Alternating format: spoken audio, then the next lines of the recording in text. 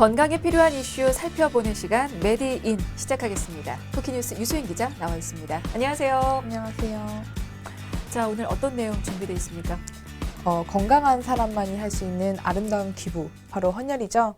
하지만 저출산 고령화 현상으로 헌혈 인원이 꾸준히 감소하고 또 코로나19 3차 대유행까지 일어나면서 국내 혈액 수급에 빨간불이 켜졌습니다. 최근에는 단체 헌혈은 물론 개인적으로 헌혈의 집을 찾는 발길도 뜸해져서 일부 지역에서는 응급 혈액 부족 현상도 지속되고 있는데요. 점점 심화되고 있는 국내 혈액 수급 불균형 문제, 어떻게 해결할 수 있을지 알아보도록 하겠습니다. 네. 혈액 부족 문제는 사실 어제 오늘 일이 아닙니다. 헌혈자는 계속해서 줄어들고 있는데 헌혈 사용량은 지속적으로 또 늘고 있기 때문인데요. 최근에는 코로나19 여파로 현재 혈액 보육량이 적정량의 절반에도 미치지 못하는 아주 심각한 상황이라고 하죠. 이렇게 혈액 보유량이 부족하면 여러 가지 문제를 발생시킬 수가 있는데요. 자, 현재 혈액 수급 상태 살펴보고 어떻게 대응할 수 있을지도 들여다보도록 하겠습니다. 먼저 많은 분들이 이걸 좀 궁금해하실 것 같은데, 국민들이 헌혈한 그 혈액은 어디에, 그러니까 어느 분야에 좀 쓰이게 되는 건가요? 일단은 이제 말씀드리기 전에 혈액에 대해서 알아야 할 것 같은데요. 네. 혈액은 세포 성분인 적혈구, 혈소판, 백혈구, 그리고 액체 성분인 혈장으로 구성되어 있습니다. 그래서 헌혈자분들이 헌혈의 집이나 헌혈버스에서 헌혈한 이 혈액은 혈액원으로 옮겨져서 각 성분별로 분리돼 각종 혈액 제제로 제조되고 있고요. 또 우리나라에서는 평균적으로 7초마다 한 단위의 혈액 제제가 이제 사용된다고 합니다. 이 중에 약 57% 정도는 급성 백혈병이나 혈액 종양 환자분들께 이제 수혈되고 있고요. 혈액의 성분별로 이제 살펴보게 되면요, 적혈구 제제는 외상이라든지 기저질환으로 인해서 빈혈 상태에 이른 그런 환자의 수술 시에 혈액을 보충하기 위해서 사용되지고요. 혈소판 제제는 혈소판 수가 좀 낮거나 혈소판 기능에 어떤 이상이 있는 환자에게 수혈되고 있습니다. 그리고 마지막으로 혈장 제제는 섬유 소원이나 응고인자가 부족한 환자분들에게 수혈되거나 기타 알부민 같은 의약품 제조용으로 사용되고 있습니다. 헌혈도 이게 종류가 한 가지가 아닌 것으로 알고 있는데요. 종류가 어떻게 나뉩니까? 헌혈을 할 때 헌혈자는 전혈 헌혈과 성분 헌혈 중 하나를 선택해 진행할 수 있습니다. 전혈은 가장 대표적인 헌혈로 혈액의 모든 성분인 적혈구, 백혈구, 혈장, 혈소판을 체혈하는 것입니다. 성분 헌혈은 혈소판 성분 헌혈, 혈장 성분 헌혈, 혈소판 혈장 성분 헌혈로 구분되며 성분 체혈기를 이용해 체혈하고자 하는 성분만 체혈하고 나머지 성분은 헌혈자에게 되돌려준다는 특징이 있습니다. 그러니까 크게 두 가지로 나눌 수가 있을 것 같습니다. 피를 오롯이 다 빼가는 전혈 헌혈, 그리고 피를 뺐다가 그 피 속에 있는 성분만 빼서 나머지는 다시 헌혈자 몸으로 돌려보내주는, 이걸 이제 성분 헌혈이라고 하죠. 근데 이제 이렇게 혈액 수급이 안정적으로 되려면 통상적으로 어느 정도의 혈액이 필요합니까? 혈액 수급을 안정적으로 하기 위해서는 전국적으로 늘 28,000유닛의 혈액이 재고로 확보돼 있어야 합니다. 이를 위해서는 하루 5,600명 이상의 헌혈이 필요한데, 지난해 말 기준 일주일 동안 하루 평균 헌혈자는 4,400명 수준에 불과했습니다. 그러니까 매일 1,200명의 헌혈자가 더 필요한 상황입니다. 현재 상황이 이렇다 보니까 당연히 혈액 재고도 떨어질 수밖에 없을 텐데요. 자, 최근에 혈액량이 부족하다라는 얘기가 꾸준하게 나오고 있어요. 자, 그러면 현재 우리나라의 혈액 보유량은 어느 정도나 되는지도 좀 볼까요? 혈액의 적절 보유량은 5일치로 보고 있습니다. 네. 그 이하로 감소할 경우에는 혈액 수급 위기 상황으로 간주를 하는데요. 지난 12월 18일 대한적십자사에 따르면 이날 기준 혈액 보유량은 적정 재고의 60%를 밑도는 2.71분으로 주의 단계였습니다. 월별 혈액 보유량을 살펴보면 12월의 평균 혈액 보유량은 3.21분으로 지난 1년 중 가장 낮은 수치를 기록했습니다.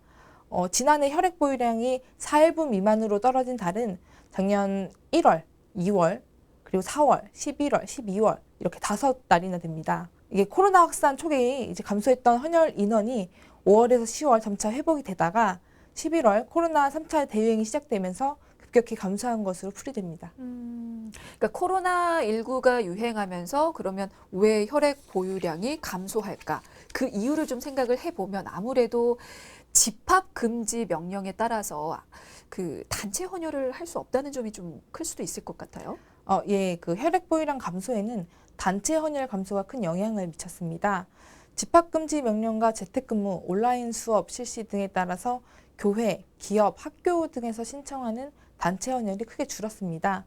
대한적십자사에 따르면 지난 11월 16일부터 12월 16일까지 한 달간 총 334건의 단체 헌혈이 취소됐습니다. 대한적십자사는 평소의 수치와는 좀 비교하기 힘들지만 코로나 영향으로 급속하게 취소율이 증가했다고 밝혔습니다. 근데 이게 단체 헌혈 비율만 줄어든 게 아니고요. 코로나19의 영향 때문인지는 몰라도 개인적으로 헌혈을 하는 사람들도 좀 많이 줄었다고 하더라고요. 예, 그 코로나19에 대한 불안감은 곧 헌혈 인원 감소로 이어졌는데요. 헌혈의 집 구로센터에 따르면 2019년 12월 평일 기준 하루 평균 63명이 구로센터를 찾았지만 작년 12월 달 평일 기준 센터를 찾은 이제 하루 평균 인원은 52.5명으로 한 10명 이상 줄었습니다. 지난해 9월에는 2214명이 구로센터를 찾았지만 코로나19 대확산이 시작된 지난달 그러니까 12월에는 1952명만 찾아오는 등 감소세가 좀 뚜렷했습니다. 이게 앞으로 국민들의 적극적인 헌혈 참여가 있지 않으면 혈액 부족이 심각하게 우려가 된다라는 지적도 있는데요.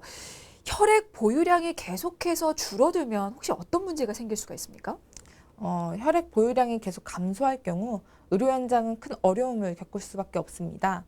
대한적십자사는 혈액 보유량이 주의 단계에 진입하면 의료기관에 공급할 수 있는 혈액이 부족해 응급 상황을 제외한 일반적 수술은 혈액이 확보되기까지 수술이 연기되거나 취소될 수 있고 또 경계 단계로 진입할 경우에는 응급수혈 외에는 가용할 혈액 재고가 없어 국가 혈액수급 재난 상황을 초래할 만큼 위험한 상황이 발생할 수 있다고 강조했습니다. 네, 사실 현재 확진자로 인해서 입원 병실까지도 부족하죠. 그렇기 때문에 뭐 일반 경증 입원 환자들이 본인들의 어떤 자리를 내줘야 하는 그런 의료 시스템이 버텨내지 못한 상황인데 여기에 혈액까지 모자라게 된다면 아무래도 더 많은 불상사가 발생할 수도 있을 것 같은데요.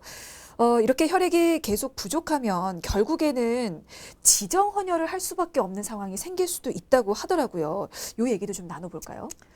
예, 그 지정 헌혈은 이게 수술을 앞둔 가족, 지인 등을 위해서 헌혈하는 것을 말하는데요. 네. 일반적으로 혈액 재고가 떨어지면 지정 헌혈률이 올라가게 됩니다. 혈액을 구하기 어려워지니까 이제 가족 등을 동원해서 헌혈하는 경우가 늘기 때문이죠.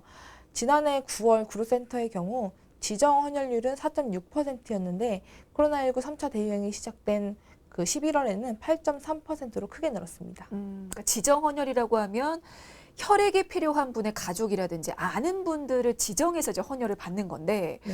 근데 헌혈을 해줄 지정 헌혈자를 구하고도 사실은 이게 아무나 또 할 수 있는 건 아니라고 들었거든요. 예, 그렇습니다. 그 혈압이나 뭐 이런 조건에 맞는 사람만 가능합니다. 예, 때문에 그 원활한 수술과 치료를 위해서라도 지정 헌혈보다는 일반 헌혈을 이제 활성화할 필요가 있다는 게 현장의 목소리입니다. 그렇군요.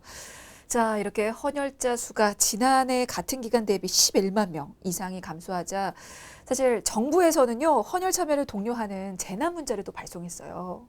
예, 그 헌혈이 줄어들면서 국내 혈액 수급이 어려워지자 방역당국은 지난달 18일 오후 2시 35분 전국의 재난 문자를 통해서 코로나19로 헌혈자가 감소해 혈액 보유량이 주의 단계에 진입했다 하면서 방역 수칙을 준수하며 사전 예약 등을 통해 안전한 헌혈에 동참해달라고 요청하기도 했습니다. 네, 사실 이 문자 받고 또 헌혈하러 갔다는 분도 종종 계시던데요. 이뿐만이 아닙니다. 정부에서 또 최근에 혈액 관리 계획을 발표했다고 하는데 그 내용도 좀 들여다볼까요? 예, 정부가 혈액 수급 체계를 보다 안정적으로 갖추고 의료기관의 적정한 혈액 사용을 유도하기 위해서 연내 제1차 혈액관리 기본 계획을 마련했는데요. 헌혈 목표 관리 및 헌혈 참여 저변 확대, 혈액 안전 사용 관리, 국가 혈액 관리 책임성 강화 등 3개 과제에 대한 정책이 담겼습니다. 네, 자, 이렇게 안정적으로 혈액을 확보하기 위해서 국가가 또 나섰는데요. 혈액을 확보할 수 있는 방안, 꼽자면 어떤 것들이 있을까요? 혈액 확보 방안에는 크게 헌혈 증진과 적정 수혈이 있습니다. 헌혈을 장려해 혈액 수급을 늘리거나 적정 수혈로 불필요한 혈액 사용을 줄이는 방법입니다. 우리나라는 정기적인 캠페인 등을 통해서 헌혈을 유도하고 있는데 반해 혈액 관리 관련 정책은 많이 부족한 수준인데요. 세계보건기구가 지난 2010년 환자 혈액 관리를 도입하도록 권고한 상황이지만 국내 의료 현장에서는 불필요한 수혈이 계속 이루어지고 있습니다. 지금 좀 이해가 안 되는 부분이 있는데 환자 혈액 관리 정책 이건 정확하게 어떤 걸 말하는 겁니까? 예, 환자 혈액 관리 이게 PBM이라고도 하는데요. 이거는 이제 환자 스스로 혈액 생성을 촉진하도록 해서 수혈을 최소화하는 것, 그다음에 수술 시 환자의 출혈을 최소화하는 것, 또 수술이 끝난 이후에 환자의 혈액량이 적어도 생리적 보전 능력을 향상시켜 집중 관리하는 것을 말합니다. 즉, 이 PBM은 수혈이 필요하지 않은 사람에게 수혈을 적게 해 혈액 사용량을 줄이는 데 그 목적이 있는데요. 그런데 이제 이 이정재 순천향대 서울병원 산부인과 교수는 지난 10년간 헌혈이 줄면서 공급량은 줄었는데 정작 피를 사용하는 병원에서는 변화가 없었고 또 최소 수혈, 적정 수혈에 대한 인식도 부족한 상태라고 지적했습니다. 그러니까 혈액 관리, 혈액을 확보하기 위해서 이 헌혈량을 늘리는 것도 물론 필요하지만 그와 더불어서 이 헌혈 사용을 낭비하는 것을 막는 적정 수혈에 대한 어떤 인식 개선도 필요하다는 그런 얘기를 좀 이해하면 되겠습니까? 예. 그 일례로 보건당국과 대한수혈학회가 지난 2016년 수혈 가이드라인을 개정한 이후에 시행한 설문조사에서 의사들의 80%가 지침을 따르지 않는다고 응답했습니다. 대체로 관행적인 이유 혹은 저렴한 혈액 등으로 인해서 과도한 수혈을 시행하고 있는 것으로 나타났는데요. 이정재 교수는 의과대학 교과과정에는 적정 수혈에 대한 내용이 없고 또 가이드라인을 개정해도 이행하는 의료진이 적다면서 수혈이 적절했는지, 왜 필요했는지, 대체 치료법이 있는지 등을 환자에게 제대로 설명하는 병원이 적을 수밖에 없다고 꼬집었습니다. 알겠습니다. 이게 여기까지 얘기를 들어보니까 적정 수혈이 왜 필요한지 알겠어요. 헌혈량만 는다고 혈액을 확보할 수 있는 건 아니겠죠. 적절하게 이 혈액을 사용하는 낭비를 줄이는 면도 분명히 필요한데 근데 이해가 안 되는 게 이걸 지키지 않으면 그러니까 적정 수혈을 지키지 않으면 결국에 환자들이 피해를 입는다고 하는데 그건 왜 그런 겁니까? 예, 이게 혈액은 장기 이식과 똑같습니다. 네. 다른 사람의 혈액이 내 몸으로 들어오는 것은 콩팥이나 간 이식과 같이 이에 따른 면역학적 반응이 일어나면서 사망률, 합병증 발생률에 영향을 미칠 수 있습니다. 암 환자의 경우 모든 암에서 수혈을 하면 생존율이 더 나빠진다는 연구가 보고되기도 했습니다. 실제로 수혈 부작용에는 세균 감염, B형, C형 감염 바이러스 등의 감염증 외에도 발열, 두드러기, 아나필락시스 쇼크 등의 면역학적인 반응이 포함됩니다. 드물게 수혈 후 이식편대 숙주병, 수혈 관련 급성 허파장애 등의 심각한 부작용도 일어날 수 있습니다. 그러니까 피가 부족하면 그냥 뭐 부족한 부분 보충하면 되지라고 단순하게 생각을 했는데 그게 아닌 것 같습니다. 이게 자칫 잘못하다가는 또 부작용이 생길 수도 있다라는 점을 생각하면 무분별한 수혈은 또 결코 안전할 수가 없는데 그러면 수혈의 장단점을 정확하게 환자들이 인식하는 것도 중요하겠네요. 예, 그 수혈받은 환자와 수혈받지 않은 환자의 결과가 다를 수밖에 없기 때문에 좀 인식을 해야 합니다. 네. 수혈을 받지 않은 환자가 입원 기간이 짧고 합병증이나 감염, 사망률, 재입원율이 낮은 것으로 보고되고 있는데요. 문제는 수혈로 이런 부작용이 나타나게 되면 모두 환자가 감수해야 한다는 것입니다. 이게 의사와 과실이 아닌 부분에 대해서 의료기관에게 책임을 묻기는 좀 어렵기 때문입니다. 네.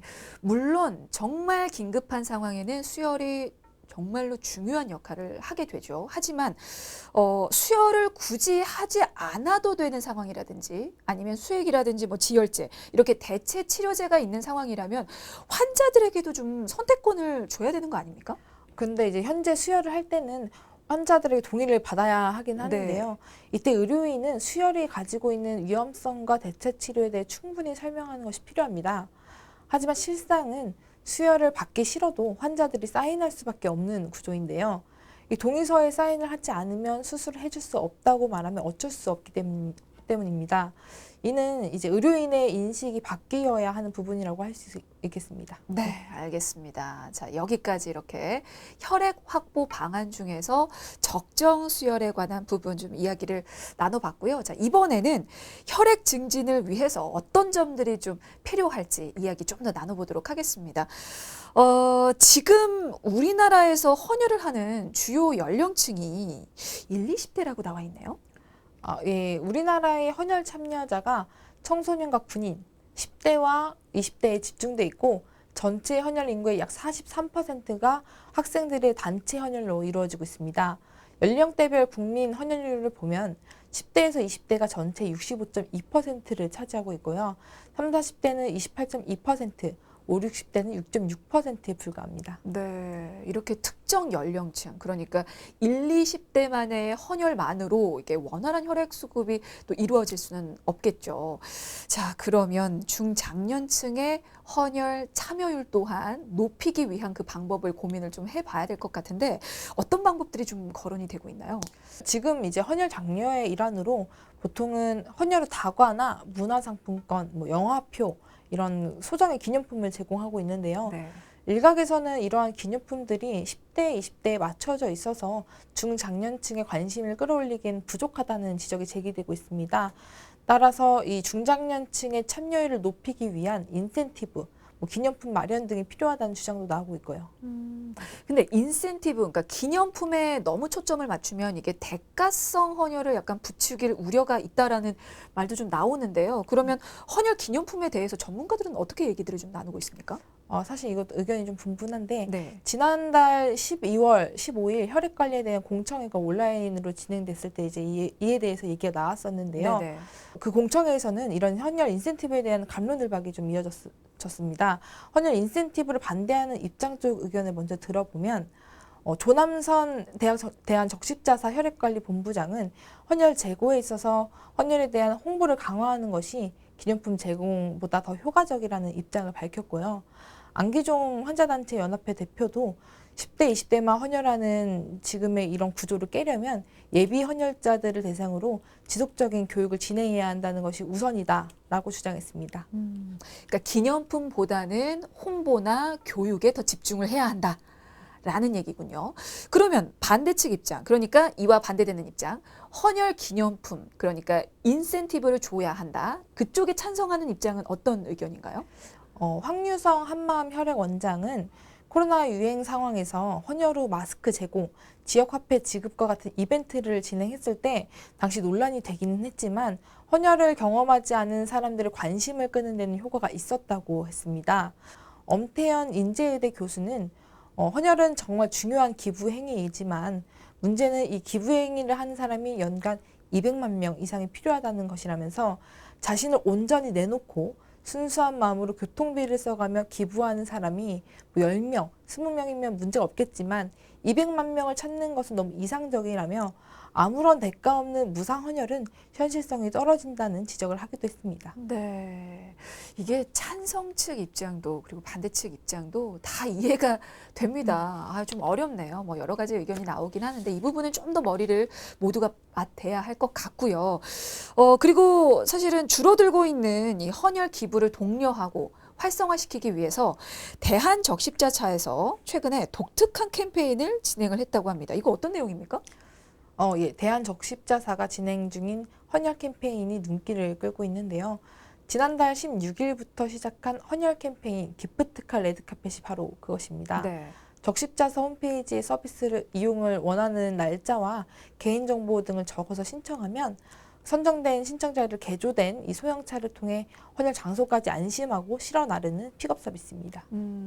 지금 보고 있는 이 화면이 새로 내걸고 있는 캠페인인 것 같습니다. 네. 그러니까 픽업 서비스를 하겠다는 거죠. 예, 그렇죠. 기존에는 헌혈을 하려면 직접 자발적으로 헌혈의 집까지 찾아갔어야 했는데 집 앞으로 찾아오는 헌혈 서비스가 정말 헌혈 장려에 있어서 어떤 대안이 될 수도 있을 것 같다는 생각도 듭니다. 알겠습니다. 자, 이렇게 헌혈자 수를 늘리기 위한 다양한 방안들 좀 제시가 되고 있는데요. 무엇보다 가장 중요한 건 국민들의 자발적인 참여가 아닐까 좀 생각이 들어요. 그래서 헌혈을 생각하고 있는 분들을 위해서 헌혈 조건에 대한 정리 한 번 더 들어봐야 될 것 같습니다. 자, 해주시죠. 예. 헌혈 희망자는 인근 헌혈의 집을 방문해 본인 신분증만 제시하면 사전 검사를 받을 수 있습니다. 헌혈의 집 위치는 대한적십자사 혈액관리본부 홈페이지나 각종 지도 앱에서 확인할 수 있고요. 헌혈 조건은 남자는 이제 체중 50kg 이상, 여성은 45kg 이상인 사람만 할 수 있습니다. 앞서 설명드리기도 했지만 헌혈의 종류는 전혈과 성분 헌혈로 나뉘는데요. 전혈은 혈액 모든 성분을 체혈하는 것으로 320ml와 400ml 두 가지 유형입니다. 400ml 전혈 헌혈은 남녀 모두 체중이 50kg 이상이어야 하고 연 5회까지 가능하고 또 마지막 헌혈로부터 8주 후부터 다시 헌혈할 수 있습니다. 권장 나이는 전혈 헌혈 기준 만 16에서 69세입니다. 혈소판, 혈장 등 성분 체혈기를 이용해서 필요한 성분만 체혈하는 방식인 이 성분 헌혈의 경우는 혈액 2주 후 같은 요일부터 가능합니다. 성분 헌혈은 연 24회 이상 시도한 사람은 혈소판, 혈장 성분 헌혈이 불가능하고요. 권장 나이는 이 혈장 성분 헌혈은 만 17에서 69세, 혈소판 성분 헌혈, 혈소판 혈장 성분 헌혈은 만 17에서 59세입니다. 이게 원한다고 다 할 수 있습니까? 혹시 피해야 하는 경우도 있나요? 혈액관리법에 따르면 수축기 혈압이 90 미만 또는 180 이상, 이완기 혈압이 100 이상, 맥박이 1분간 50 미만이나 100회 초과자는 헌혈할 수 없습니다. 또 체온이 37.5도를 넘거나 지혈과 혈액 응고에 필요한 혈소판 수치가 혈액 1 마이크로리터당 15만 개 이하인 경우에도 헌혈할 수 없습니다. 이외에 기국 후 1개월 경과, 감염병 완치, 약물 복용, 예방접종 후 일정 기간 경과 등 자세한 자격 조건은 대한적십자사 홈페이지에서 확인할 수 있으니 미리 확인하고 헌혈을 하는 것이 좋겠습니다. 네, 참 이 헌혈 아무리 좋은 마음으로 희망을 해도 모두가 다 할 수 있는 건 아닙니다. 복용약이라든지 나이 또 몸무게 등 여러 조건에 따라서 이게 가능 여부가 달라지니까요. 일단은 헌혈 조건에 대해서 먼저 좀 확인을 해 보시는 게 좋을 것 같습니다. 자, 그리고 지금 코로나19 상황이어서 헌혈을 하고 싶어도 헌혈의 집이 이게 정상 운영을 하고 있느냐라는 부분을 좀 궁금해하시는 분들도 좀 계실 것 같은데 현재 모두 운영 중인가요? 예. 만약에 단계가 3단계로 격상이 되더라도 헌혈은 필수 활동입니다. 그래서 전국의 141개의 헌혈의 집은 정상으로 운영되고 있습니다. 보다 편안하게 헌혈에 참여하기 위해서는 레드커넥트 어플리케이션이나 고객 상담 센터를 통해 헌혈의 집에 직접 문의를 하시고 또 전에 예약을 하게 되면 대기 시간 없이 보다 편안하게 헌혈을 할 수 있다고 합니다. 그리고 이제 이 사회적 거리두기를 중요하게 생각하시는 분들도 꽤 계실 텐데요.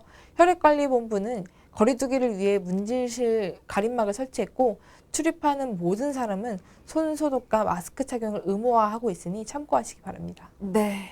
국내 혈액 보유량이 주의 단계에 진입을 했습니다. 아무리 코로나가 무서워도 살릴 사람은 살려야죠.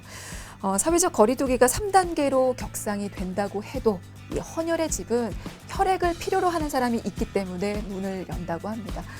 하지만 코로나 때문에 방역에 더 신경을 쓴다고 하니까요. 걱정 마시고 헌혈에 동참해 주시면 감사하겠습니다. 자, 메디인 오늘은 여기서 인사드리도록 할게요. 자, 지금까지 쿠키뉴스 유수인 기자였습니다. 고맙습니다. 감사합니다.